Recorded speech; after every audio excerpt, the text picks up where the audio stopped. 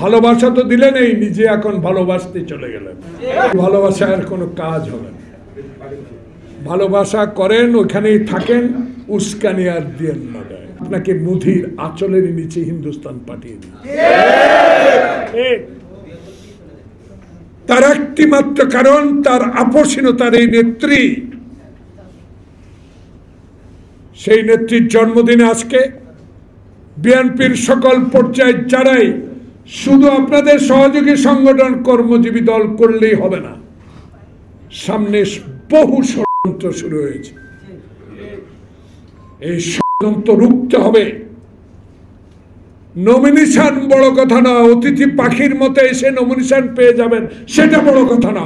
বড় কথা একটা, 5 আগস্টের পর আমার নেতা তারেক রহমান বলেছে, বাংলাদেশে যেই নির্বাচনকে, ভোটাধিকারকে হাসিনা বিলীন করে দিয়েছে, সেই ভোটাধিকার পুনর্জীবিত করে